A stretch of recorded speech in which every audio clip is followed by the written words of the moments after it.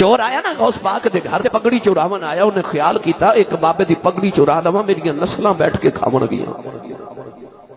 آ کے رات میں 4 پائی دے نیچے چھپ گیا تے بابا جی نفل پڑھ دے، انہوں خیال آیا بابا جی سون گے تے میں پگڑی اٹھا کے دوڑ جاواں گا، پر بابا کتھے سوئے؟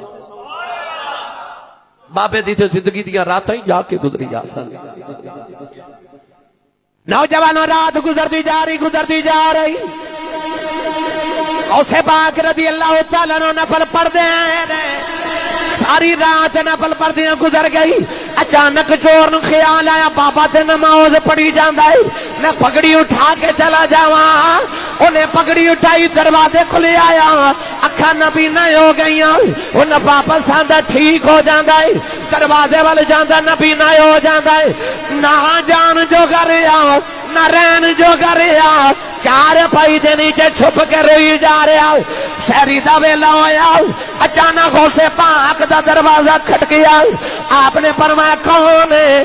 آواز آئی خضر علیہ السلام آیا، عرض کیتی حضور کدھر آئے ہو؟ آواز آئی فلاں علاقے دا کتب فوت ہو گیا ہے، نہ کتب لین آیا۔ آپ نے فرمایا لجپالا صبح آ کے لے جایا جے۔ خضر علیہ السلام فرمان لگے جس صبح تک علاقہ تباہ ہو گیا کہ تہاڈی ذمہ داری ہے۔ غوث پاک فرمان لگے میں ذمہ داری نہیں لیندا۔ خضر کہنے لگے پھر جلدی کرو کتب دیو۔ غوث پاک دروازہ کھولے آؤ، فرمان لگے کتب لینا جے منجی تھلے چھپیا جے۔